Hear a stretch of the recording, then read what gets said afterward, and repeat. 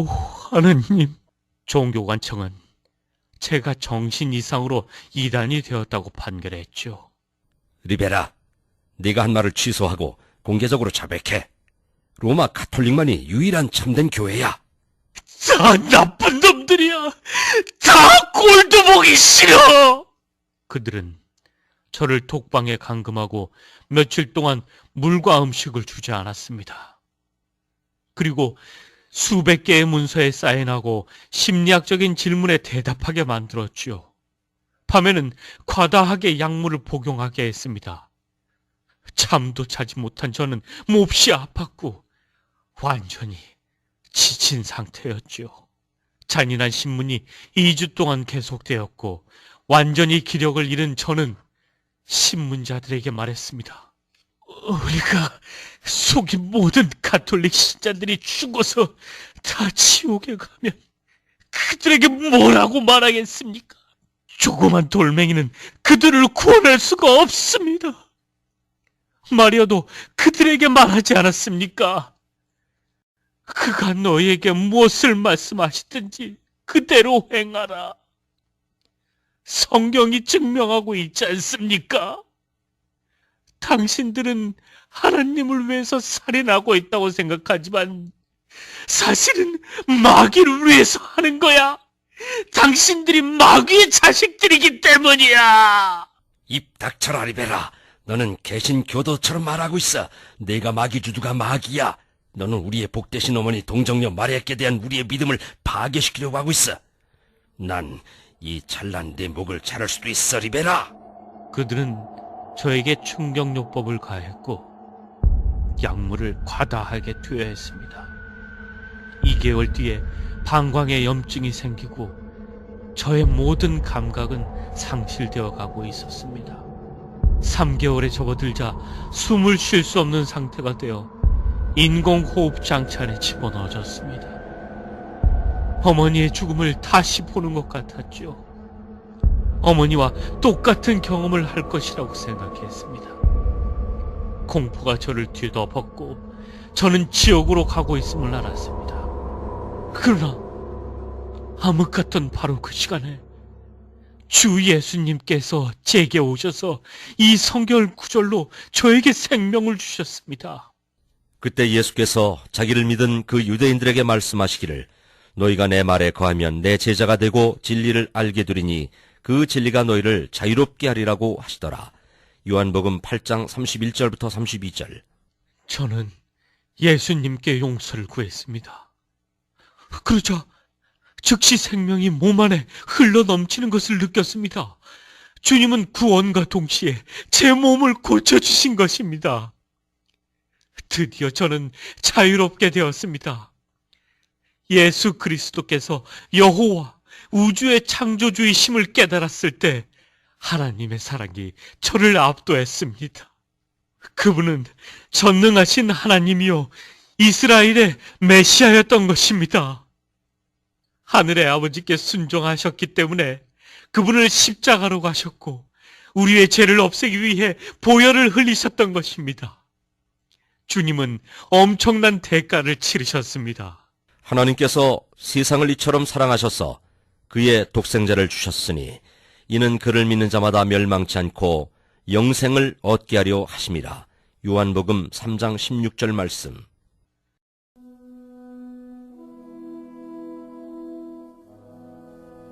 거듭난 알베르토.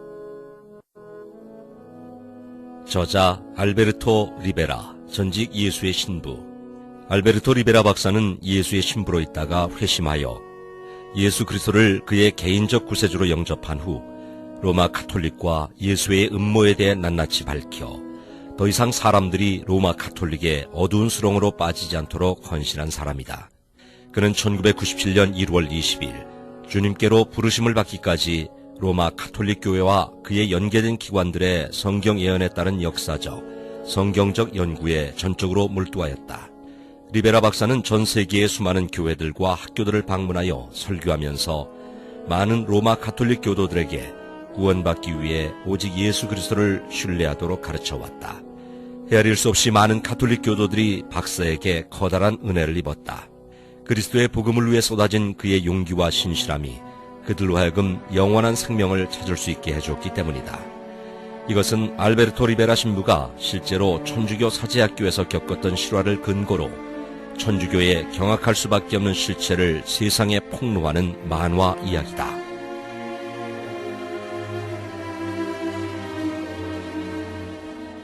(1942년) 스페인. 아브라함 신부님, 오늘은 제가 태어나서 가장 행복한 날입니다. 내 아들이 신부님이 되는 공부를 시작하다니. 그래요, 리베라 부인. 이 위대한 부르심에 걸맞게 아드님을 잘 준비시켰습니다. 자, 알베르토, 저길 보렴. 저곳이 신학교란다. 보이니? 네, 아브라함 신부님, 보여요. 알베르토한테 세례를 베푼 제가 이제 이 아이한테 이 문을 열어주는 기쁨까지 누리는군요. 알베르토야, 들어가자. 싫어. 난 안 들어갈 거야. 집에 갈래. 엄마, 제발. 싫어. 엄마, 제발. 싫어. 알베르토야, 이러지 마. 안 가면 안 돼. 꼭 들어가야 돼. 아니, 애가 갑자기 왜 이럴까요? 저도 모르겠어요. 알베르토는 7살의 나이에 신학교에 들어갔다.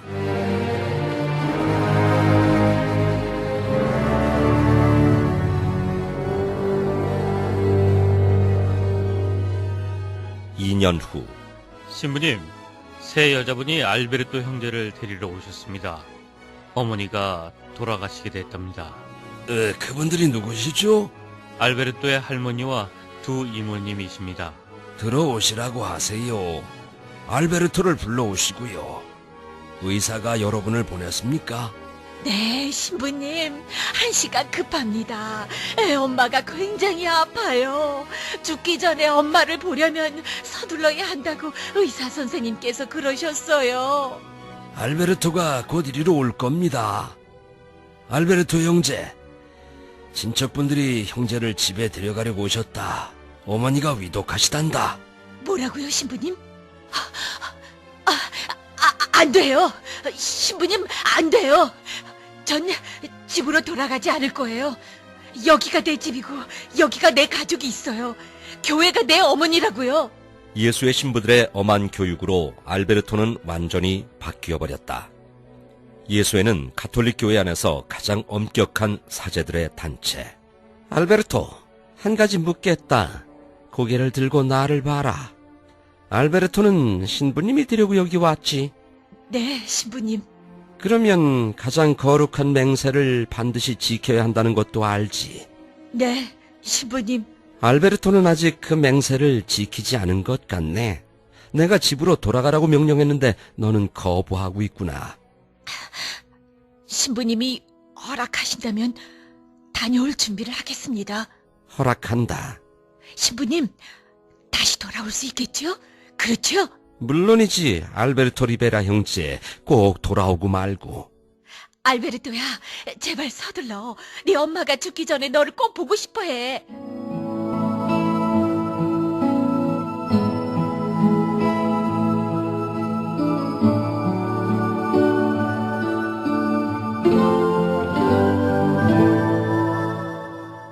아이, 왜 리베라 부인의 방을 이쪽으로 옮겼죠?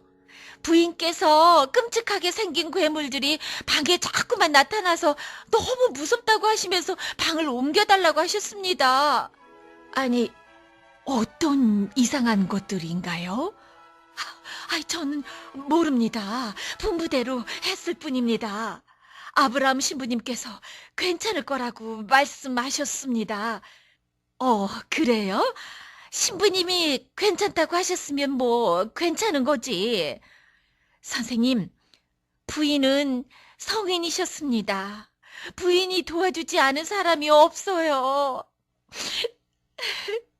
아내보다 더 착한 사람은 없었습니다. 아내는 성모 마리아님과 성모님의 교회에 완전히 헌신했었지요.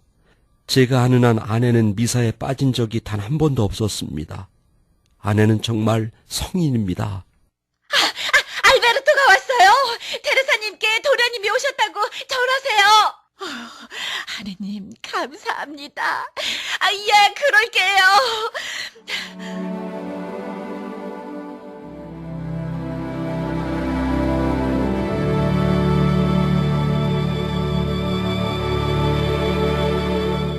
알베르토, 내 아들, 내 신부님, 알베르토, 엄마는 무섭구나. 난 죽기 싫단다. 제발 이 엄마를 도와다오. 난 무섭다. 네가 엄마를 좀 도와주렴. 복되신 동정녀 마리아님께 날 위해 기도해다오. 알베르토, 기도해줘. 예수님의 성심에도 기도했었는데 아직 내 혼에 응답이 없구나.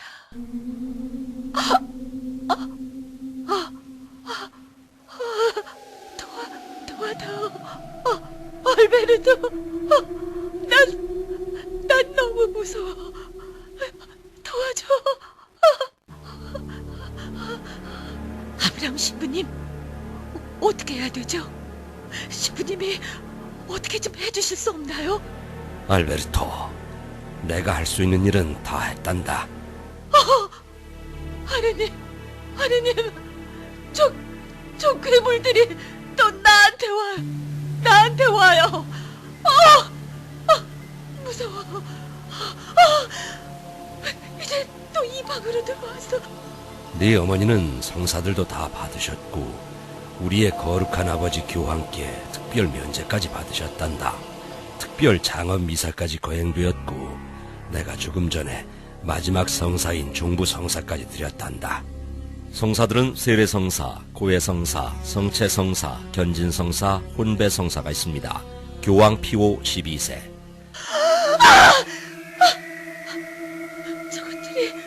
저것들이 안 보이니? 나를 불 속에 집어넣으려고 한다. 날 데려가려고 해. 알베르토, 난 죽기 싫어. 난 거기 가기 싫어. 불 속에 있는 저 사람들 좀 봐. 저 끔찍한 괴물들이, 저 괴물들이 이제 날 잡아가려고 한다. 안 돼! 알베르토, 저것들이 날 못 데려가게 해. 난 무서워. 도와줘. 난 죽기 싫어. 불괴물이다. 제발 날 도와줘.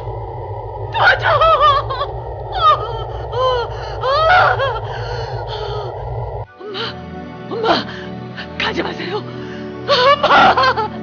어머니는 가셨단다, 알베르토.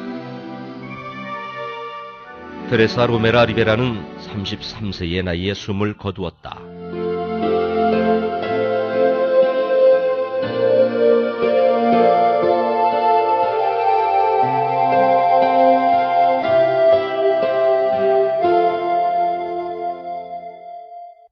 다음 날, 알베르토, 넌 교회를 신뢰해야만 돼. 내가 너한테 세례까지 주었는데 나를 믿지 않는 게냐? 장례식이 끝나고 나면 그때 나한테 다시 얘기를 하겠지. 잘 가거라, 내 아들아. 난 신부님의 아들이 아니에요. 전부 다 거짓말이야. 성사는 어머니를 하나도 도와주지 못했어. 교회는 어머니가 정말로 도움과 위로가 필요했을 때 하나도 도움이 못했다고. 아브라함 신부님도 거짓말쟁이가 분명해. 자기가 예수님이라면서 예수님이 아무 도움이 못되다니. 답답해 미치겠어. 이젠 아무것도 믿지 않을 거야. 가톨릭 교리에 의하면 서품된 신부는 죄를 용서하고 미사를 집전하는 두 가지 권세를 갖는데, 이러한 가톨릭 교회의 가르침은 사실상 그를 예수님의 위치에 두는 것이다. 장례식 후에 아브라함 신부님이 거짓말을 한 걸까? 신부님이 뭔가 잘못했기 때문에 그렇게 된 걸 거야. 엄마, 내가 신부가 되면 답을 찾아볼게요. 그러면 진실을 알게 되겠죠? 꼭 그렇게 할게요. 하느님, 제가 신부가 돼서 도움이 필요한 모든 사람들에게 평안을 줄 수 있게 해주세요.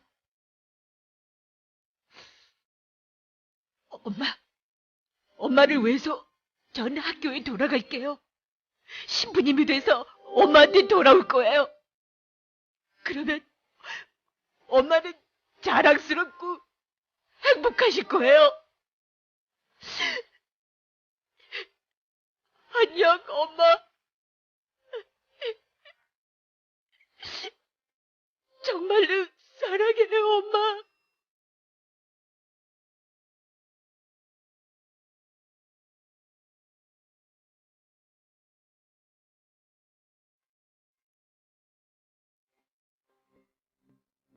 그로부터 한참 뒤 1979년 샌디에고. 블레이커 전파사입니다. 거기 팀 클라크라고 있습니까?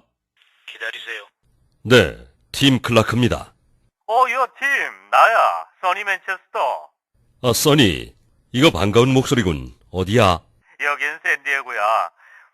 문제가 좀 있는데, 자네 도움이 필요해. 좀 도와줄 수 있어? 물론이지. 무슨 일인데? 내가 아는 어떤 분이 사고가 나서 며칠 동안 묵으실 곳이 필요한데, 문제 없어.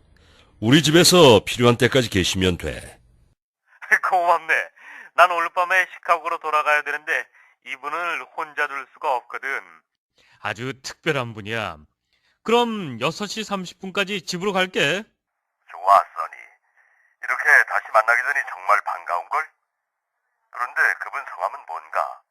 알베르토 리베라 박사님이시여.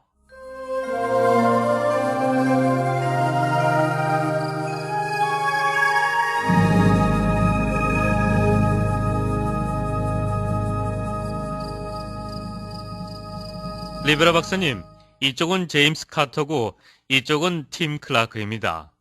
처음 뵙겠습니다. 안녕하십니까? 만나뵈어 반갑습니다, 형제님들. 내 목숨을 걸고 믿을 수 있는 친구들이라고 말씀을 드렸네. 우리도 똑같이 자네를 믿고 있어, 써니. 리베라 박사님은 목사님이시고 강사이신데 정말 믿기 놀라운 경험을 하신 분이야. 이분이야말로 진짜 성경대로 믿는 그리스도인이시여. 이분이 믿을 수 있는 분인 건 내가 보장하지. 지금 출발하지 않으면 비행기를 놓치겠네요. 박사님, 하나님께서 함께 하실 겁니다. 앞으로 전투가 박사님을 기다리고 있겠지만 제가 저희 가족과 함께 박사님을 위해 늘 기도해 드리겠습니다. 잘 가게, 써니. 여러 가지로 너무나 고맙습니다. 다시 만나 반가웠네. 제 차는 지금 수리 중인데 저는 화요일이 지나면 이곳에 더 머물러 있을 수가 없습니다. 고속도로에서 누가 차를 들이받았다고 들었는데요. 네, 맞습니다. 음주운전자나 정신 이상자가 그랬습니까? 아니요. 이런 일이 종종 있습니다. 스페인을 떠난 뒤부터 말이죠. 스페인에서 무슨 일을 하셨습니까? 과거에 저는 로마 가톨릭 교회 안에서 예수회 사제이자 주교였습니다. 이건 놀라운 얘긴데. 예수회는 가톨릭교회의 모든 계급 중에서 제일 높은 조직이 아닙니까? 그렇죠. 예수회는 1541년에 이그나티우스 로욜라라는 사람이 창설했습니다. 그들의 목적은 단 하나, 개신교의 확산을 막는 것이었죠. 개신교는 로마 가톨릭교회의 가르침에 항거한 사람들이다. 예수의 회원들은 과거의 국가의 두뇌들이었고 왕의 고문관이었으며 정부를 좌지우지했습니다. 그들은 지금도 그렇게 하고 있습니다. 로마 가톨릭이 세운 여러 대학에서 가르치고 있는 사람들이 바로 그들입니다. 예수의 회원들은 여러분이 상상하는 것 이상으로 막강한 권력을 쥐고 있습니다. 여기에 대해 더 자세히 말씀해 주시죠, 박사님. 알베르토 형제라고 불러주십시오. 그러죠, 형제님. 예수의 회원들은 도대체 몇 명이나 됩니까? 약 10만 2천 명입니다. 여기에는 사제들이 아닌 회원들도 포함된다. 그들은 교황에게 전적으로 헌신한 사람들이란 말이죠. 아니요. 네? 교황은 바티칸의 우두머리 아닌가요? 배후에서 조종하는 인물은 따로 있습니다. 믿을 수 없군요. 그게 누굽니까? 바티칸은 로마에 있는 로마 가톨릭 체제의 총본부이다. 바티칸 내에서 이건 상식에 속하는 얘기죠. 그 사람은 바로 예수회의 총수이며 검은 교황으로 알려져 있습니다. 검다니, 흑인이란 말씀입니까? 아니요. 그는 백인입니다. 하지만 검은 옷을 입고 있죠. 바티칸에서 진짜 권세는 그 사람이 쥐고 있습니다. 겉다르고 속다르란 말이 있죠. 로마 가톨릭이라는 종교 체계는 믿지 못할 일들로 가득 차 있습니다. 고위 계급으로 올라가면 올라갈수록 저를 번민케 하는 일들이 많았죠. 86%의 가톨릭 사제들이 예수의 사제들을 포함해서 정신치료를 받고 있는 이유가 바로 거기에 있다고 저는 생각합니다. 형제님, 처음부터 하나하나 말씀해 주실 수 있습니까? 네, 물론이죠. 제 믿음을 처음으로 흔들리게 했던 일은 제 어머님의 죽음이었던 것으로 기억이 됩니다. 어머님은 가톨릭 교회에 완전히 헌신적이셨고 사제들을 전적으로 믿었기 때문에 교회의 가르침을 한 번도 의심해 본 적이 없었습니다. 어머님께서 비명을 지르며 구원받지 못한 채 죽음을 맞이하셨을 때 어머님의 얼굴은 공포로 가득 차 있었습니다. 같이 있던 신부님은 자신이 할 수 있는 일은 다 해놓으라고 말했습니다. 결국 어머님은 구원받지 못하고 가셨죠. 그때 저는 그것이 신부님의 잘못이라고 생각했죠. 그래서 내가 신부가 되면 진리를 찾겠노라고 맹세했습니다. 어머님의 죽음은 내 믿음을 뿌리채 흔드는 첫 번째 사건이었습니다. 그 다음 저를 몹시 괴롭혔던 일은 학교 기숙사에서 어느 날 밤에 일어난 일이었죠. 막 잠이 들었는데 누가 내 침대에 들어와 제게 입을 맞추기 시작하는 것이었습니다. 이게 당장 나가지 못해? 아우, 교장 신부님, 이 녀석 좀 보세요. 내 코가 부러졌다. 이게 무슨 짓들이야? 신부님, 알베르토가 내 코를 쳤어요.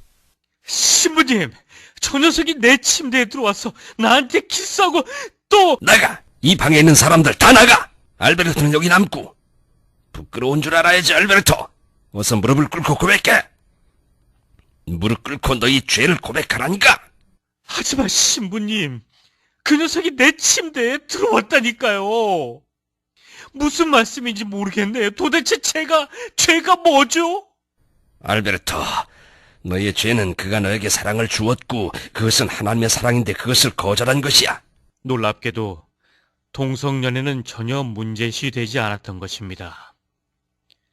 시간이 흐름에 따라 저는 가톨릭 체제 안의 사제에서부터 추기경에 이르기까지 동성연애가 만연한 것을 알게 됐습니다. 불의한 자는 하나님의 나라를 상속받지 못한다는 것을 너희가 알지 못하느냐. 속지 말라.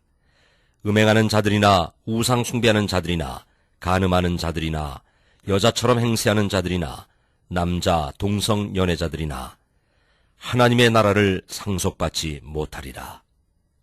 고린도전서 6장 9절로 10절.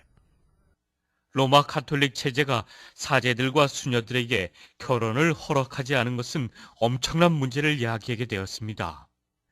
제가 고해실에 있을 때 많은 수녀들이 자기가 동성연애자임을 고백하는가 하면 사제들과 성적 관계를 가졌다고 고백했죠. 끊임없는 욕구불만을 가져오게 된 것이군요. 맞습니다, 형제님. 박사님, 지나가다가 들은 얘기지만 인부들이 가톨릭 교회 소유의 토지를 파내려다가 비밀 매장 장소가 있는 것을 발견했는데 그곳에서 아기들의 유골이 발견되었다고 들었습니다. 아마 임신하게 된 수녀들의 아기였겠지요. 그것이 근거가 있는 이야기입니까? 네, 그것은 사실입니다. 1934년경 스페인의 세비야에서 일어났던 일이죠. 1932년 마드리드에서도 같은 것이 발견됐고 스페인 북부의 바스크 지역에서도 같은 일이 있었습니다.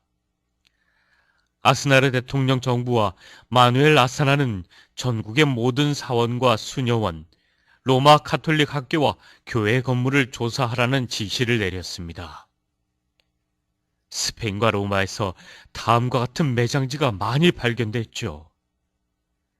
1936년에는 스페인 내의 가톨릭 신자들이 분노해서 이러한 터널이 많은 교회 건물을 습격하고 파괴하는 일이 일어났습니다. 수녀원에서 터널을 거쳐 아기들의 시체가 발견됐고 사녀들의 사원에서 터널을 거쳐 아기들의 시체가 많이 발견됐습니다. 정부기관 소속 의사들은 아기들의 시신을 조사한 결과 대부분의 아기들은 질식사했다고 발표했죠. 그런데도 불구하고 로마 가톨릭 교회가 낙태를 금하는 것은 모순이 아니겠습니까? 사제들이 없으면 로마 가톨릭 교회는 존속할 수가 없게 되어 있습니다. 어째서입니까? 가장 중요한 맹세는 독신의 맹세인데 이것 때문에 사제는 성사를 집전할 자격을 갖고 일반인들의 존경을 받게 되는 것입니다. 사제들이 독신으로 지내기 때문에 하나님께서는 그들에게 다른 사람들보다 더 큰 은총을 베푸신다고 그들은 주장합니다. 성관계를 결코 갖지 않는 것을 말한다. 모든 사제들이 결혼을 한다면 가톨릭 체제 자체가 무너뜨리게 되는 것입니다. 가톨릭 법에 따르면 교황의 자리에 앉을 수 있는 사람은 오직 사제들 중에 한 사람이어야 하기 때문입니다. 교황이 없는 가톨릭 교회란 있을 수 없는 일이죠. 교황은 세상의 통치자라고 그들은 말합니다. 이것은 AD 420년경에 로마 가톨릭 저술자인 어거스틴이 처음으로 주장한 것이죠. 라틴어로 된 그의 저서에는 이 내용이 분명히 들어 있습니다. 이 사실을 대중에게 은폐시키기 위해 새로운 판본에서는 이 부분이 삭제됐어요. 교황은 태양이요 우주의 통치자이다. 땅의 정부들인 달은 그의 영광을 반사한다. 땅은 그에게 굴복하는 온 백성이다. 어거스틴이 말한 것을 요약하면 하나님께서 교황에게 지상에서 예수 그리스도와 동일한 권세를 주셨기 때문에 교육, 정치, 경제, 심지어 군사력을 동원하여 모든 국가와 온 인류를 비밀리에 조종할 수 있다는 것이다. 학교에서 있었던 또 한 가지 일이 저에게 충격을 주었습니다. 그때 제가 아마 16살이었는데 선생님은 베드로가 최초의 교황이었다고 가르치고 있었죠.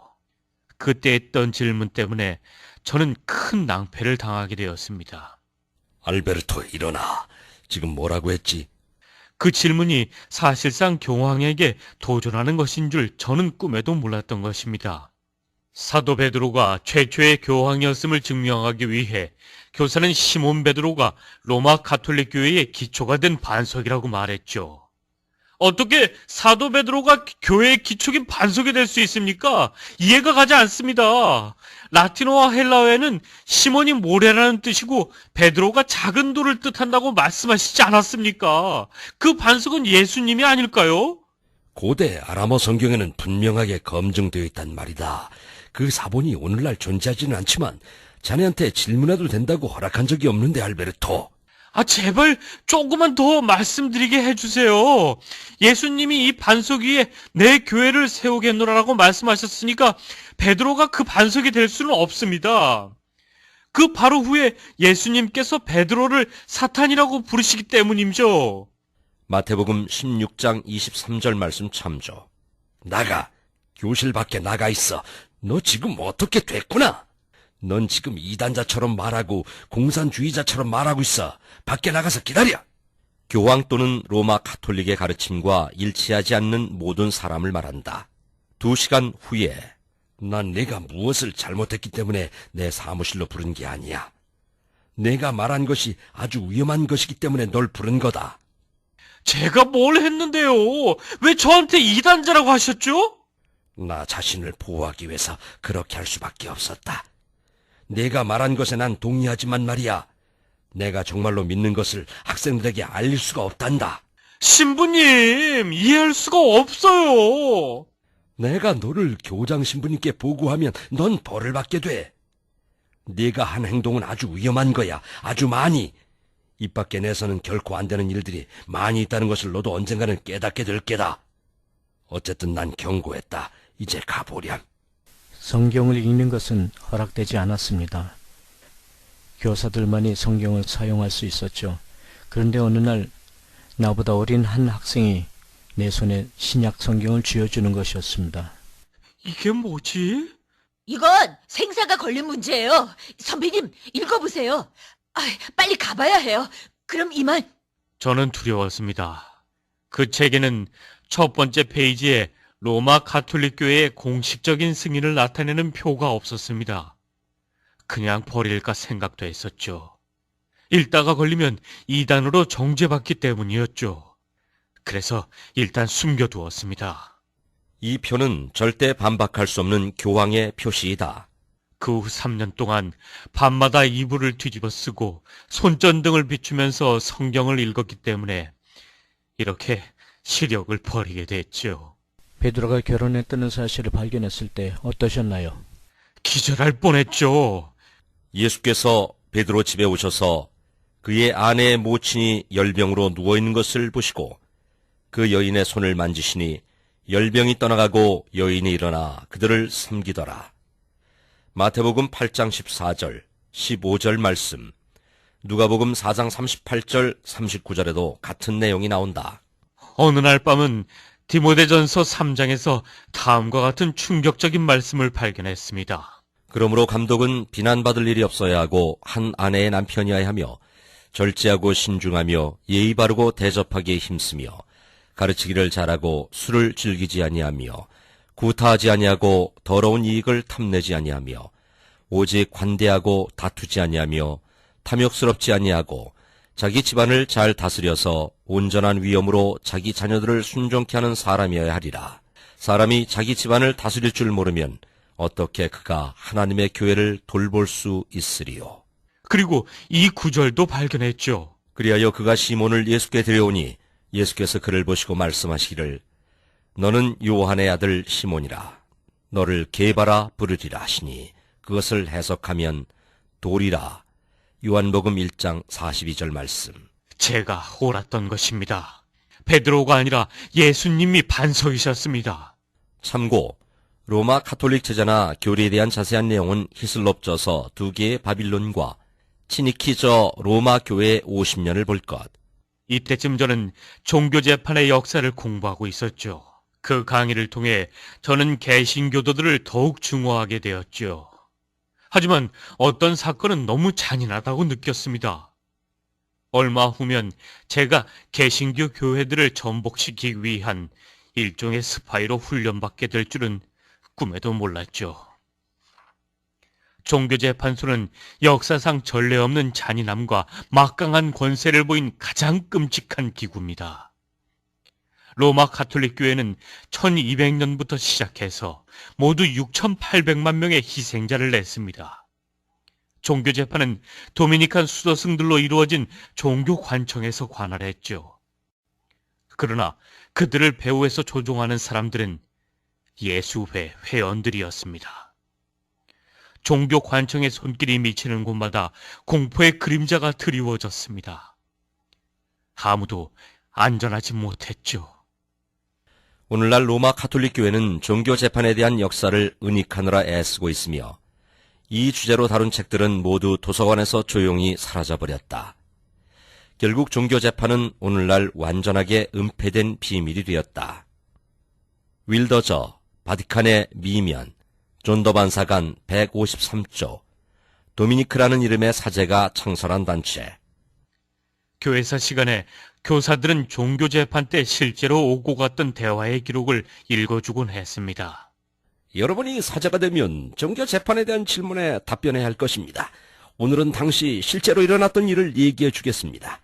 지금부터 내가 읽는 사건을 통해 교회가 어떻게 해서 이 이단자를 유죄로 판단하고 그녀를 사형에 처할 도덕적 권위를 가지는지 설명할 것입니다. 1559년 5월 21일 성경대로 믿는 그리스도인들이 가정집에 모여 주님께 예배를 드리고 있었는데 이 일이 종교관청에 보고되자 사형에 처할 중죄로 간주되었다. 중단하라. 종교관청이 이름으로 명한다. 이단자들을 잡아라. 마귀를 숭배하는 놈들. 이건 마녀 집회야. 그분은 도나 이사벨라 부인이십니다. 제발 부인을 도와주세요. 그분은 백작 부인이에요. 필립 왕의 사촌이시라고요. 하! 이단자는 무슨 백작 부인이건 공주건 왕이건 상관없어. 이단은 이단일 뿐이야. 하나님은 이단자의 아기는 보호하지 않는다. 그 아기도 자라면 이단이 될 테니까 여자를 끌고 가시오. 판사와 배심원들은 하나님을 대신하는 자리에 앉아 있다. 그들에게 불복종하는 것은 하나님께 도전하는 행위였다. 너 이단자야. 네가 믿는 것을 포기하고 회개하겠느냐? 아니요. 어떻게 내 구주를 부인할 수 있겠습니까? 저의 죄를 위해 십자가에서 돌아가신 그분을 어떻게 부인할 수 있겠습니까? 제게 생명을 주신 분을 어떻게 부인할 수 있겠습니까? 여러분이 제 몸을 죽이고 저를 말살시킨다 할지라도 영원토록 저의 유일한 소망이 되신 그분을 어떻게 부인한단 말입니까? 여러분, 저는 거짓말을 하지 않습니다. 진리를 배웠기 때문입니다. 마녀를 사형에 처하노라. 이 거짓말쟁이. 진리가 무엇이냐? 우리에게 말해라. 마녀야, 고백해. 무슨 진리의 말이냐? 진정 진리를 알기 원하십니까? 하나님께 그분을 알게 해달라고 기도하십시오. 오직 그분만이 진리이시기 때문입니다. 그분은 내 구주 그리스도이십니다. 예수님께서는 내가 곧 길이요 진리요 생명이니 나로 말미암지 않고는 아버지께로 올 자가 아무도 없느니라고 하셨습니다. 닥쳐 이단자. 동정녀 마리아가 그 말씀을 하셨다. 이 거짓말쟁이야. 거룩하신 어머니께서 그 말씀을 하셨단 말이다. 예수가 아니야. 마리아가 그 길이다. 예수가 아니라고. 저 여자를 사형에 처하라. 고문대에 눕혀. 도나 이사벨라는 고문대 위에 눕혀졌다. 물이 한 방울씩 목 안으로 떨어지면서 둥시의 날카로운 천을 목구멍에서 위장까지 서서히 들어가게 했다. 다 들어가면 다시 잡아 꺼냄으로써 입안까지 완전히 찢어지게 만들었다. 날카롭고 거친 천, 물, 날카로운 천은 물방울에 의해 입안으로 들어감. 한 방울씩 입을 못 다물게 고정시키는 쇠, 머리를 움직이지 못하도록 고정시켰다. 그래도 그녀는 그리스도를 믿는 믿음을 부인하기를 거절했기 때문에 그들은 그녀를 고문대에서 끌어내어 더 큰 값을 치르게 했다.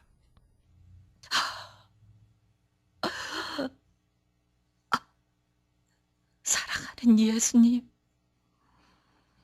저희를 집으로 데려가게 해주세요. 하나님의 영광을 위하여 마녀를 불태워라. 더러운 이단자 마녀. 그렇게 해서 도나 이사벨라는 피에 젖은 옷을 입은 채 불길 속에서 죽어갔고 사랑하는 구주의 팔에 안겨서 얼굴도 보지 못하고 고문대 위에서 먼저 죽은 자신의 아기를 만나러 하늘로 올라갔다.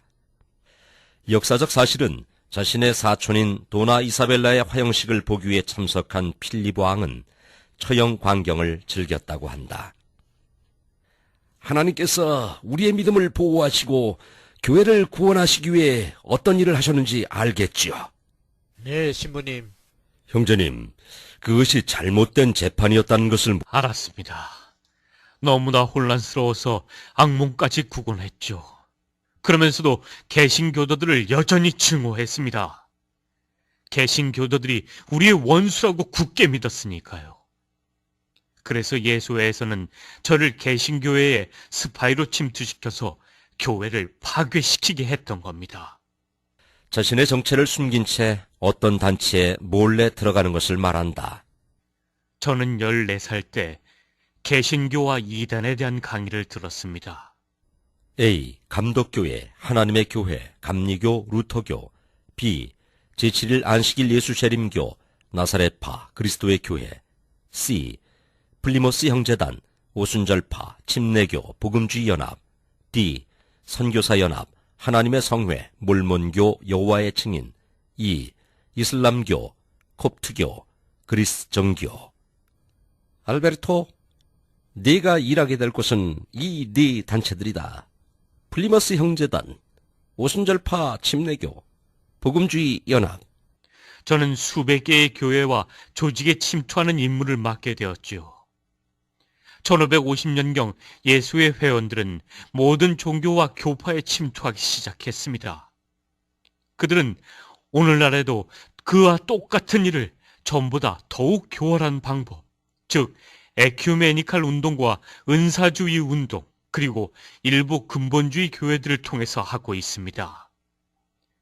플리어스 형제단에 성공적으로 침투한 사제들이 우리에게 다비, 스코필드, 켈리 등이 쓴 책을 넘겨주었고 우리는 그들의 세대주의 도표를 공부했죠. 이것이 요한계시록의 7교회들입니다. 우리는 심지어 형제단에서 하는 예배 형식을 실습하기도 했습니다. 주의 날에 어떻게 빵을 떼는지까지 말이죠. 우리들이 준비되었다고 판단되면 그들은 침투할 교회에 주소를 줍니다.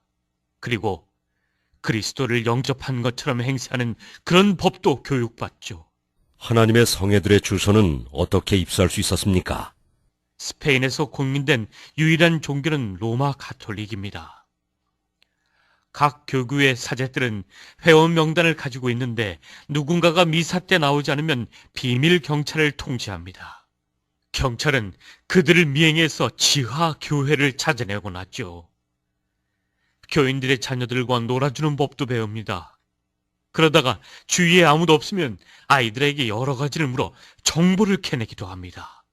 어머나, 아유, 고마워요, 알베르토 형제님. 그뿐 아니라 저녁 식사에 초대되면 숙녀에게는 꽃을 선사해야 된다는 것도 배우지요. 여성들에게는 대단히 예절 바르게 행동하고 항상 문을 열어줘야 한다는 것도 말이죠. 여성과 단둘이 있을 때는 상대방이 너무나 아름답고 매력적이라고 부추겨야 한다는 것도 배웠습니다. 가족 중 누군가 죽었을 때는 동정심을 한껏 보여줌으로써 마음을 얻고 중대한 위기를 겪고 있을 때 역시 지대한 관심을 보임으로써 환심을 사야 한다는 것도 배웠죠.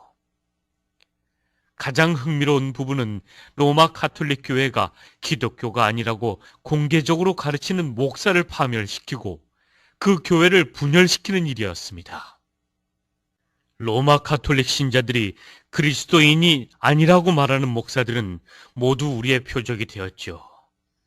제가 파멸시킨 교회들이 스페인에서만 적어도 19개나 됩니다. 너희들을 체포한다. 한 번은 경찰이 급습할 때 저도 일부러 같이 체포돼서 이단자로 신문에 이름이 난 적이 있죠. 그 교회 목사는 저를 신실하고 믿을 만한 그리스도인이라고 적은 추천서까지 써주었습니다. 그 목사는 교회를 습격하고 투옥시킨 장본인이 바로 저라는 것을 알 턱이 없었던 거죠. 그때가 저는 17살이었습니다. 그 목사의 추천서 덕분에 저는 베네수엘라에 있는 침례교회의 회원이 되었습니다. 예수회는 저를 그 교회에 침투시킨 뒤 코스타리카에 있는 더 큰 초교파 신학교에 가게 됐죠. 제 임무는 목사와 교회와 신학교를 모두 전복시키는 것이었습니다. 또 될 수 있는 대로 많은 이름을 뽑아내서 로마의 바티칸으로 보내는 것이었습니다. 이름은 무엇하려고요? 종교관청이 소지한 거대한 컴퓨터에 모두 입력하기 위해서죠. 잠깐만요. 과거에 종교재판을 주관했던 종교관청이 아직도 활동 중이란 말씀인가요? 물론입니다. 그 컴퓨터 안에는 로마 가톨릭 신자들을 비롯해서 전 세계의 모든 개신교 목사들과 교회 회원들의 이름이 다 들어 있습니다. 그 정보가 미래에 악용될 것으로 보십니까? 물론이죠. 로마가 세우려고 계획 중인 거대한 세계 교회에 대적한다면 그렇게 될 것입니다. 또 가톨릭 체제 안에서도 로마 가톨릭 은사주의 운동에 반대하는 사람들도 죽임을 당할 것입니다. 세계교회란 로마 가톨릭 교회가 모든 개신교 교회를 자신들의 권세하에 둠으로써 세워질 교회이다. 그렇다면 현대판 종교재판이 되겠군요. 그렇습니다. 로마 가톨릭 교호는 계시록 17장의 큰 창녀입니다. 대환란 때 땅 위에 남겨진 사람들 중 저 그리스도에게 타협하지 않은 사람들은 가톨릭 교회에게 죽임을 당할 것입니다. 즉, 검은 미사 때 제물로 바쳐지는 것이죠. 계시록 17장 5절부터 6절. 그녀의 이마에 한 이름이 기록되어 있는데 신비라, 큰 바벨론이라, 땅의 창녀들과 가증한 것들의 어미라고 하였더라. 또 내가 보니 그 여자가 성도들의 피와 예수의 순교자들의 피에 취하였더라. 주 예수여, 속히 오시옵소서. 네, 그분께서는 지체하지 않으실 것입니다. 다시 베네수엘라 침례 교회를 파괴시켰던 얘기로 돌아가기로 하죠. 그 교회의 절반은 로마 가톨릭 교회도 기독교라고 믿었습니다. 저는 그들에게 이렇게 말하곤 했죠. 물론입니다. 저희 친척 중에 가톨릭 교회에 다니는 사람들이 많이 있는데 주님을 참으로 사랑하는 사람들입니다. 다들 구원받은 그리스도인들이에요. 천주교는 분명히 기독교입니다. 그렇게 믿지 않는 사람들은 엄청난 분열만 야기시키고 그리스도의 몸에 상처를 주는 것입니다. 가톨릭 신자들을 공격하는 설교를 들은 많은 성도들의 믿음이 파괴되는 것을 봤어요. 온갖 혼란과 왜곡, 불일치만 가져올 뿐이에요. 그래서는 안 됩니다. 우리는 사랑을 전파해야 합니다. 모두 예수의 회원들의 상투어이다. 많이 들어보지 않았는가? 주의할 것은 하나님께서 참된 그리스도의 몸을 하나로 만드셨으며 그것은 결코 나누어지지 않는다. 고린도전서 12장 24절 25절을 볼 것. 한편 목사와 목사를 지지하는 사람들에게는 이렇게 말했습니다. 네, 목사님 맞습니다. 로마 가톨릭은 결코 기독교가 아닙니다. 스페인에 있을 때 제가 그들한테 박해까지 받았죠. 그들은 그리스도인들을 증오한다고요. 사랑하는 저희 목사님은 아직도 감옥에 계시죠. 가톨릭은 반드시 소리 높여 비난해야 합니다. 신문에 난 제 이름을 보세요. 저를 이단자라고 불렀습니다. 그 침례교 목사가 저를 초교파 신학원에 넣어주려고 할 때 우리는 루머를 퍼뜨리기 시작했죠. 목사가 18살짜리 소녀와 불륜의 관계를 맺고 있다는 내용이었습니다. 그 소녀는 가톨릭에서 심어놓은 함정이었죠. 그녀는 목사를 반대하는 집사들에게 목사와 음행하였다고 털어놓았습니다. 목사는 아무 죄도 없었죠. 하지만 아내에게 이혼을 당했고 교회는 파괴됐습니다. 저는 다음 임무 수행에 착수했습니다. 형제님, 그 얘기를 시작하기 전에 묻고 싶은데요. 결코 타협하려 들지 않는 강력한 하나님의 사람을 파괴시키려는 음모가 아예 세워져 있는 것입니까? 네, 다음과 같은 3가지 방법이 주로 사용되죠. 첫째로 신뢰를 떨어뜨린다. 둘째로 소외시킨다. 셋째로는 여러 수단을 통해 죽인다. 이렇게 첫 번째 방법은 그에 대한 거짓말을 퍼뜨려서 그의 명성을 떨어뜨리는 것입니다. 그가 말한 것을 왜곡시키거나 국가의 원수로 보이게 만들거나 교회의 일꾼들과 문제를 갖게 만들거나 스캔들을 만들기도 하죠. 여자를 비서로 침투시켜서 정사를 갖게 하는 거죠. 한 번은 어떤 목사를 밤늦게 어떤 집으로 불러들였죠. 오는 길에 시리에 차 보이는 여자를 앉혀놓았습니다. 목사가 도와주려고 가까이 오자 여자는 갑자기 강간범이야! 하고 소리 지르며 자기 옷을 막 찢었죠. 그러자 파트너가 즉시 와서 사진을 찍었고 목사는 파괴되었습니다. 정부와 경찰이 사건 조사에 착수했는데 그 이유는 그 목사가 마약 거래나 탈세들 모든 부분에서 아무 혐의도 발견되지 않았기 때문이었습니다. 뒤늦게 그의 결백이 증명되었으나 때는 이미 늦었습니다. 언론은 이미 그가 유죄인 것처럼 보도했기 때문입니다. 목사의 신용을 땅에 떨어뜨리기도 합니다. 그 목사만 빼고 모든 사람이 뒤에서 수군거리죠. 나중에는 오해했음을 인정하고 사과하지만 때는 늦은 겁니다. 이 모든 것은 그를 나쁜 사람으로 보이게 하기 위한 것이죠. 때로는 그의 아내나 자녀들이 음행을 했다는 비밀 전화가 오고 가기도 합니다. 이것들은 목사의 평판을 망치는 방법 중 극히 일부분에 지나지 않지요. 그렇게 해서 목사는 거짓말쟁이, 도둑으로 낙인 찍히는 것입니다. 두 번째 방법으로 목사를 소외시키는 방법은 교회 안에서 목사가 너무 극단적이라는 수군거림이 시작됩니다. 목사는 문제를 일으키는 사람으로 인식되죠. 목사의 입장을 반대하는 사람들은 그가 분열을 일으키는 원수요, 연합을 해치며 하나님의 사랑이 없다고 비판하죠. 그가 가르치는 교회와 믿음은 이상한 것이 되고 맙니다. 그러면 목사는 외톨이가 되는 것입니다. 또 한 가지 거짓말이 퍼집니다. 목사님은 신경쇠약에 걸리셔서 목사님이 하는 말은 하나도 믿을 수가 없어. 이렇게 되면 대부분의 목사들은 포기하고 타협하게 되지요. 그것이 반대를 무릅쓰는 것보다 더 쉬운 일이기 때문이죠. 목사를 사역에서 물러나게 하는데 이 방법이 사용됩니다. 세 번째는 최후의 방법은 죽음입니다. 목사가 하나님의 부르심에 확고하고 다른 목사나 친구, 가족이 주는 모든 압력에도 불구하고 결코 타협하지 않을 때 이상한 일들이 일어납니다. 자사고를 당합니다. 병원에 실려가는데 어떤 간호사가 산소 호흡기를 떼어버리거나 엉뚱한 약을 줍니다. 그 뒤 합병증에 걸려 죽고 맙니다. 아니면 독이 든 음식을 먹거나 정신 이상을 유발하는 약을 먹고 정신병원에 들어가기도 하지요. 길에서 어떤 사람이 이유 없이 싸움을 걸어와서 으슥한 곳으로 가 칼로 찌르기도 합니다.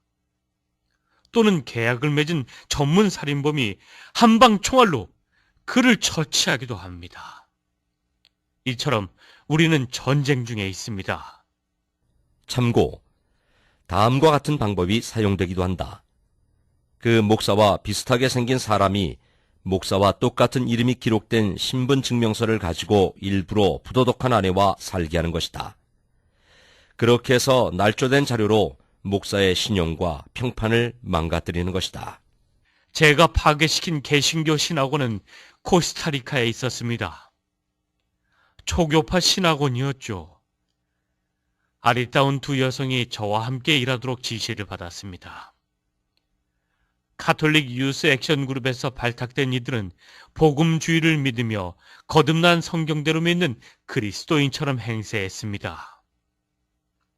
카르멘은 신학대학에서 저의 여자친구 역할을 맡았죠.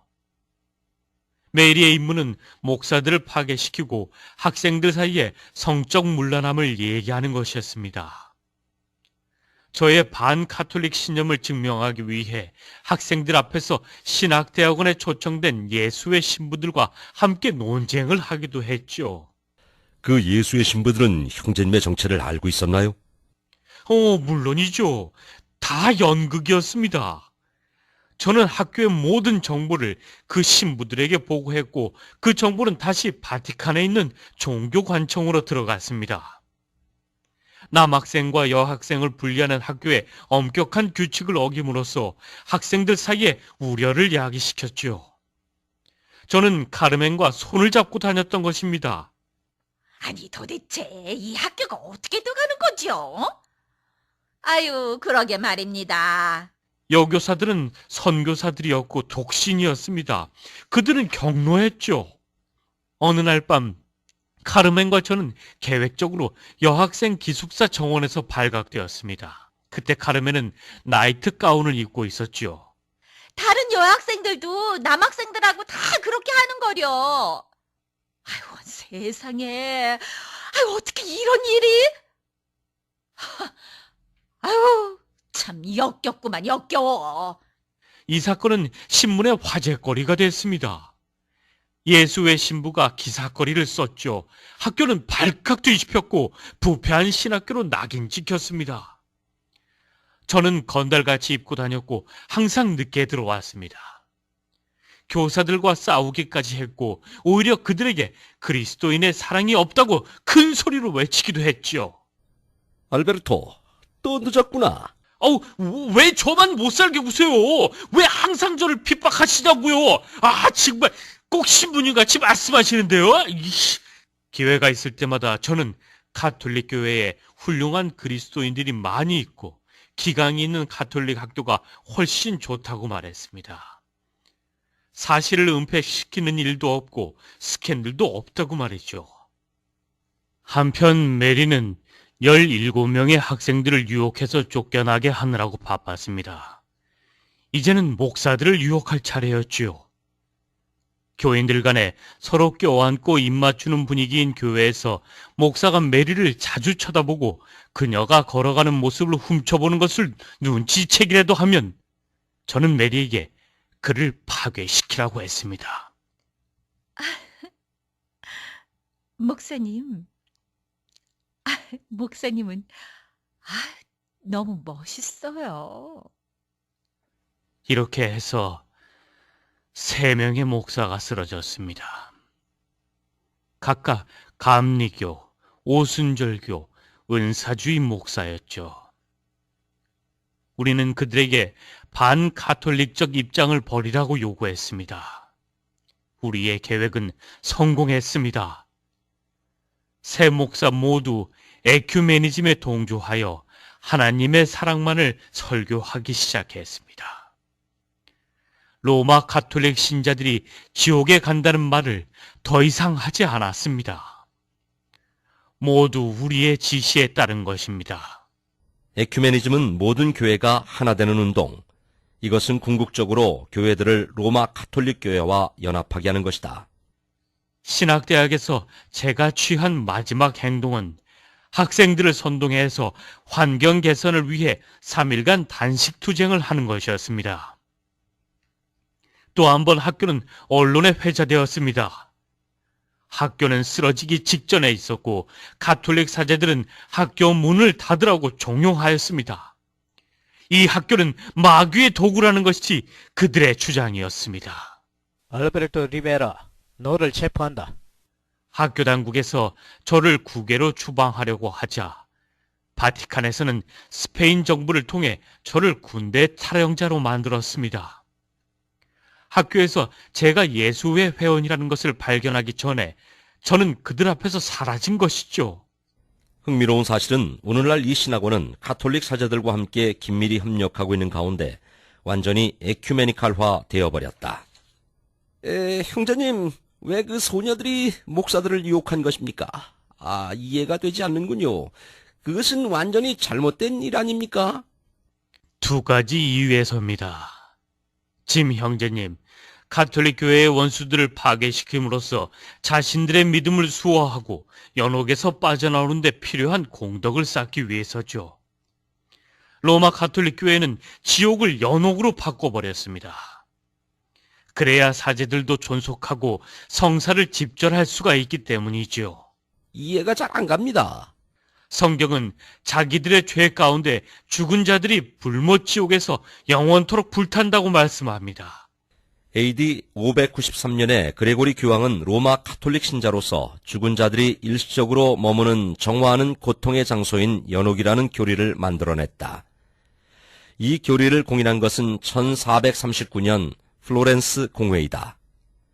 계시록 14장 11절, 계시록 21장 8절, 그들의 고통의 연기가 영원 무궁토록 올라가리라. 지옥으로 간 사람들에게는 더 이상 구원의 기회가 없습니다. 하지만 일단 연옥이라는 것을 믿게 만들고 자신의 특별한 권세로 그 불 속에 있는 그들의 혼을 꺼내줄 수 있다고 믿게 만들면 사람들은 신부가 하라는 것은 뭐든지 하고 내라는 것은 뭐든지 낼 것입니다. 메리와 카르멘은 그러한 일을 함으로써 특별한 은혜를 받는다고 믿었습니다. 즉 연옥에서 더 빨리 나올 수 있다는 뜻이죠. 필요하면 그 살인까지도 불사하겠군요. 그렇습니다. 종교 재판 때 무수한 그리스도인들을 죽인 수도승과 수녀들은 연옥에서 빠져나오기 위해 그 일을 했던 것입니다. 연옥은 가톨릭 신자들을 통제하는 하나의 강력한 무기죠. 형제님, 도대체 미사란 무엇입니까? 미사란 참으로 허무맹랑한 거짓교리죠. AD 363년에 로마 감독이 만들어낸 것입니다. 트렌드 공회가 진행되는 동안 미사라는 것을 설명하기 위해 새로운 단어가 만들어졌습니다. 바로 화채라는 것이죠. 이것은 사제가 성찬식의 빵과 포도주를 전능하신 하나님으로 변하게 할 능력이 있다는 교리이다. 전능하신 하나님이란 예수 그리스도의 실제적인 몸과 혼과 피를 말한다. 완전한 신성모독이군요. 사람들이 그걸 믿습니까? 뿐이죠. 사제는 자기가 미사를 집전할 때마다 그리스도를 하늘에서 내려오게 해서 십자가의 죽음을 반복하게 한다고 주장합니다. 자기에게 그런 권세가 있다는 것이죠. 말도 안 됩니다. 성경은 이분은 한 번의 속죄죄를 영원히 드린 후 하나님 오른편에 앉으셨어라고 말씀하지 않습니까? 히브리서 10장 12절 말씀에 보면. 그렇기 때문에 사제들은 그 구절을 한 번도 신자들에게 읽어주지 않습니다. 사제들은 이 구절도 아주 싫어합니다. 만일 누가 죄를 지으면 우리에게 아버지와 함께 있는 한 변호인이 있으니 곧 의인이신 예수 그리스도시라. 로마 가톨릭 교회는 다음과 같은 사기극을 만들어냈습니다. 이것은 완전한 바알 숭배입니다. 로마 가톨릭 교회는 성경에서 결코 발견되지 않은 다음과 같은 거짓말을 합니다. 예수님은 자비 없는 판사로서 하늘에 앉아 계시고 아무도 자신의 사례를 그분 앞에서 변호할 수 없습니다. 따라서 마리아가 동정과 이해로 가득 찬 고난받는 어머니로서 아들 앞에 앉아서 마리아에게 신실하게 기도하고 마리아를 공동 구원자요 예수께서 십자가에 달려 피를 흘리셨을 때 마리아 또한 인류를 위한 고통과 아픔을 느낌으로써 똑같이 피를 흘렸다는 주장을 하는 공동 구속자로 믿은 가톨릭 신자들을 용서하고 자비를 베풀어 달라고 아들에게 애원하는 것입니다. 그렇다면 연옥에서 나와 하늘로 갈 수 있는 티켓이 바로 마리아가 되겠군요. 맞습니다. 그들은 동정녀 마리아를 결코 포기하지 않습니다. 구원을 못 받을까봐 두려워하기 때문이지요. 이 종교체제는 예수님의 지상에서의 모친을 여신으로 바꿔놓은 것입니다. 마리아는 다른 모든 인간과 똑같은 죄인이었습니다. 오직 예수님만이 죄 없이 태어나셨죠. 기록된 바와 같이 의인은 없나니 하나도 없도다. 한 사람도 없도다. 로마서 3장 10절. 이는 모든 사람이 죄를 지었으므로 하나님의 영광에 이르지 못하다가 로마서 3장 23절.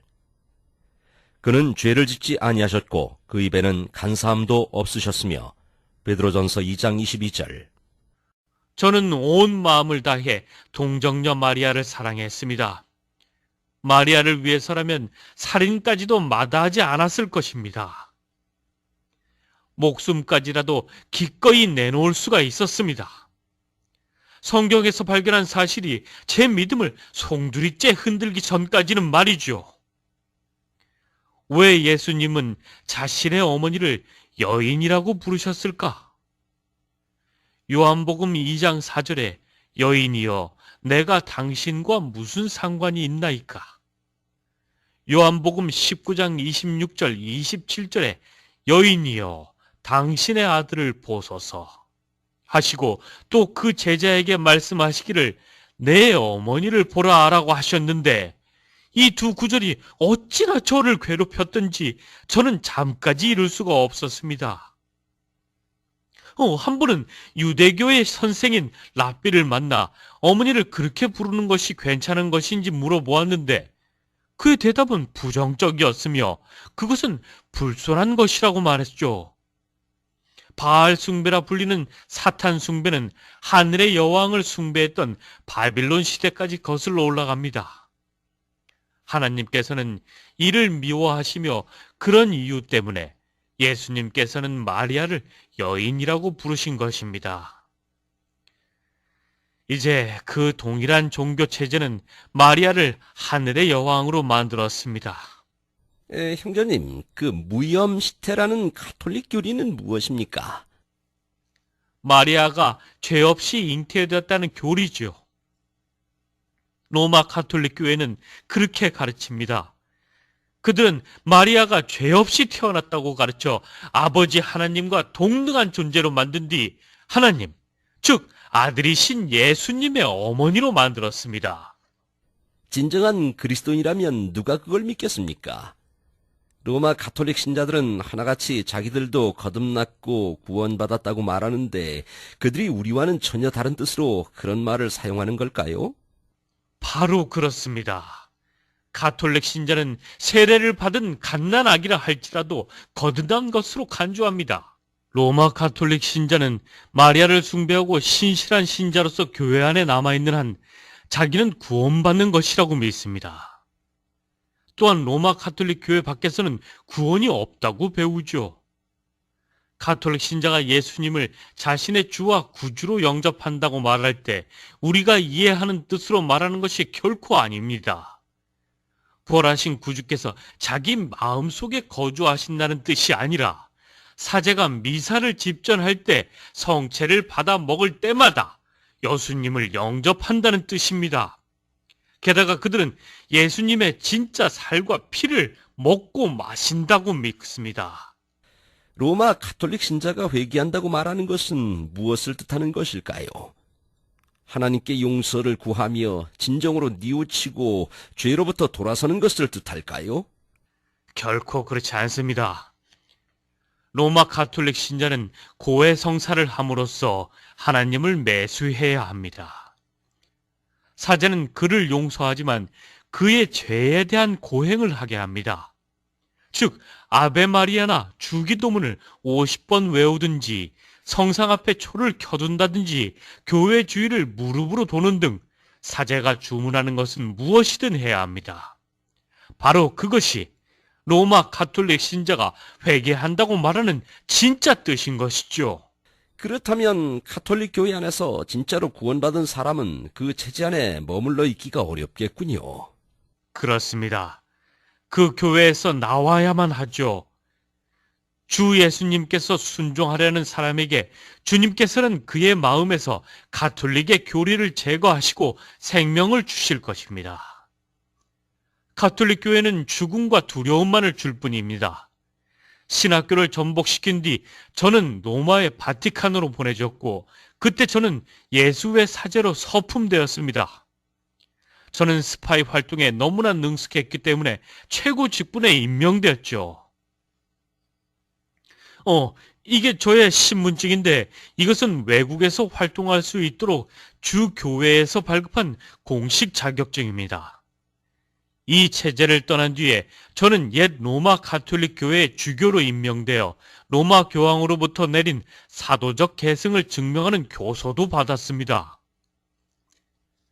이것은 제가 1967년에 스페인에 있을 때 마지막으로 받은 공식 증명서의 사본입니다. 여기. 이 신분증은 1967년 스페인 독재자 프랑코 집권 당시 스페인 정부가 발행한 것이다.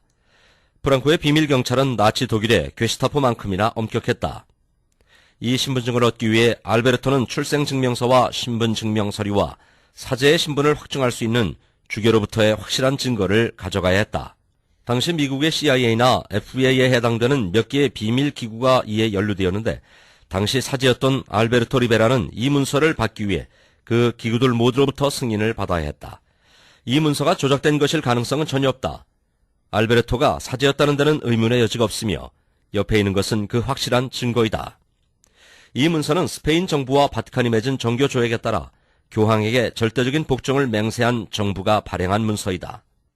사제가 되고 나면 어머니에게도 약속도 했듯이 진리를 찾고 제 마음의 평화를 얻을 수 있으리라고 믿었습니다. 그러나 저는 더 비참해졌죠.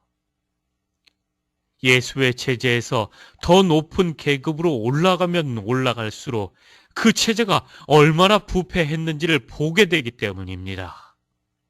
한 번은 스페인 북부에 있는 예수의 수도원에서 고위급 사제들끼리 비밀리에 전전하는 검은 미사에 참석한 적이 있죠. 제가 고위급 사제의 반지에 입맞추기 위해 무릎을 꿇었는데 피를 얼려 만든 반지에 그려진 상징을 보게 되었습니다. 그것은 메이슨 조직의 상징이었죠. 바로 우리가 증오하고 싸워야 할 적이라고 철저히 배운 대상이었습니다. 모든 게 무너지기 시작했습니다. 배후에서 로마의 바티칸을 실제적으로 조종하고 있는 검은 교황, 그 예수의 총재도 사실은 메이슨 조직의 일원이며 스페인 공산당 당원이라는 사실을 알게 되었습니다. 예수의 총재가 런던의 일루미나티와 긴밀하게 연결되었다는 사실을 발견하고는 머리가 빙빙 도는 것만 같았습니다. 형제님, 이건 엄청난 사실이군요. 저는 몇 주간 알았습니다. 맞서 싸우라고 명령받은 모든 대상들이 꼭대기로 올라가 보면 다 서로 연결되어 있었던 것입니다. 예수의 창시자인 이그나티우스 로욜라는 일룸브라도스의 회원이었는데 그 뜻은 계몽된 자로서 오늘날의 일루미나티이다. 스파이 활동 경력 때문에 저는 교황 요한 23세 밑에서 진행되는 에큐메니칼 운동에 참여하도록 지령을 받았습니다. 개신교도들은 이단자들이라 불리는 대신에 분리된 형제들이라 불렸고 공산주의자들도 더 이상 우리의 적이 아니었습니다. 신자들 단일 세계교회는 모든 교단의 개신교도들, 모든 종파에 속한 정교회, 이슬람교, 브라만교, 불교, 몰몬교, 우컬트, 동양 종교, 초월 명상, 여호와의 증인, 혼의 과학, 유대교 등이고 불신자들 단일 세계 정부는 공산주의, 모든 메이슨 회원들, 사회주의자, 무신론자, 무정부주의자, 노동연맹 등을 말한다. 우리는 모든 기관에 성공적으로 침투하였습니다. 우리의 걸작품은 제3의 세력, 즉 은사주의 운동입니다. 이것은 로마로 향하는 단이며 개신교도들은 두 팔 벌리고 우리를 환영하였습니다. 우리 비밀요원들의 공적으로 우리는 기독교 TV와 출판계에 조용히 침투할 수 있었으며 우리는 교사요 목사이며 복음주의자들로서 인정받게 되었습니다. 우리는 우리 모두를 하나로 모아주는 사람과 연합만을 외치고 있습니다. 지금 우리는 부흥하고 있습니다. 그들이 처음으로 침투한 개신교 단체는 제7일 안식일 예수 재림교회와 순복음 실업인 협회입니다. 그 다음은 침례교, 감리교, 장로교, 루터교, 심지어 몰몬교, 여호와의 증인까지도 하나씩 침투해 들어갔죠. 그 다음 순서는 신학교, 대학교, 종합대학이었습니다. 예수의 회원들이 가톨릭, 유스 액션, 마리아의 군대, 콜럼부스 기사단에게 명령을 내리면 그들은 훌륭하게 일을 해내곤 합니다. 이제 이 단체들은 가톨릭에 대해서 침묵하거나 가톨릭도 기독교라고 주장하고 있죠. 그들은 타협을 통해 정복하고 있습니다. 거의 모든 개신교 목사들이 공격적으로 로마를 대적해서 말하기를 두려워하고 있습니다. 만일 그렇게 했다가는 그들 교회에 심어놓은 요원들이 위에서 내린 지령에 따라 그 교회를 공격하게 됐죠. 이것은 주 예수님께서 다시 오시기 전에 일어날 것이라고 성경이 경고한 바로 그 엄청난 배교입니다. 아무도 어떤 모양으로든지 너희를 미혹하지 못하게 하라. 이는 먼저 배교하는 일이 이르지 않고 또 죄의 사람 곧 멸망의 아들이 나타나지 않고서는 그날이 오지 아니함이니라. 데살로니가 후서 2장 3절 말씀. 계시록 17장의 큰 장면은 로마 가톨릭 체제입니다. 성경은 가톨릭 체제가 마지막 날들에 어마어마한 권력을 갖게 되지만 결국에는 멸망할 것이라고 예언합니다. 계시록의 창녀의 기만성은 폭로되었습니다. 그녀와 조약을 맺은 세계 지도자들은 그녀로부터 돌아섬으로써 하나님의 뜻은 이루어질 것입니다. 그녀가 불로써 태워질 때 하늘에는 큰 기쁨이 있을 것이라고 성경은 말합니다. 당시에 저의 내면은 완전히 파괴되었습니다. 시리에 빠진 저는 신경 안정제를 복용하고 있었죠. 한 번은 과테말라에서 라틴계 개신교 지도자들과 가톨릭 신자들이 모인 에큐메니칼 집회에서 연설을 하기로 되어 있었습니다. 줄잡아 5만 명이 스타디움에 모여 있었는데 그때 저는 용서받을 수 없는 죄를 지었습니다. 로마의 정체를 폭로해버렸던 것입니다. 1965년 과테말라. 제가 죽어 있는데 어떻게 여러분에게 생명을 전파할 수 있겠습니까? 제가 섬기는 이 종교는 고해실로부터 시작해서 마리아, 연옥, 미사, 사제들에 이르기까지 죽음의 냄새를 풍기며 그리스도의 부활을 부인하고 있습니다. 저는 여러분의 형제가 아닙니다. 여러분을 속여왔고 비밀리에 침투해서 여러분의 교회들을 파괴시켜온 제가 어떻게 생명에 대해 얘기할 수 있겠습니까? 여러분은 이 에큐메니칼 운동이 사랑과 연합을 의미한다고 생각하고 계시죠? 그러나 이 운동은 여러분의 죽음을 가져올 것입니다. 저 연설을 중단시켜야 합니다. 아니, 어떻게 저 입을 막지? 집회가 끝난 뒤 저는 파나마로 보내진 뒤에 다시 스페인으로 보내졌습니다. 리베라가 잠들었군. 자기가 한 짓에 대한 대가를 치러야지. 이때가 저의 생애에서 가장 어두웠던 때였습니다. 그들은 심한 징계로서 제 생각을 바꾸려고 했습니다. 몇 달에 걸친 시도마저 실패하자 그들은 최후의 수단을 썼습니다. 여기가 대체 어딥니까? 너처럼 돌아버린 시체들이 돌아오는 비밀 장소다. 오, 하나님. 종교관청은 제가 정신 이상으로 이단이 되었다고 판결했죠. 리베라, 네가 한 말을 취소하고 공개적으로 자백해. 로마 가톨릭만이 유일한 참된 교회야. 다 나쁜 놈들이야. 다 꼴도 보기 싫어. 그들은 저를 독방에 감금하고 며칠 동안 물과 음식을 주지 않았습니다. 그리고 수백 개의 문서에 사인하고 심리학적인 질문에 대답하게 만들었죠. 밤에는 과다하게 약물을 복용하게 했습니다. 잠도 자지 못한 저는 몹시 아팠고 완전히 지친 상태였죠. 잔인한 신문이 2주 동안 계속되었고 완전히 기력을 잃은 저는 신문자들에게 말했습니다. 우리가 속인 모든 가톨릭 신자들이 죽어서 다 지옥에 가면 그들에게 뭐라고 말하겠습니까?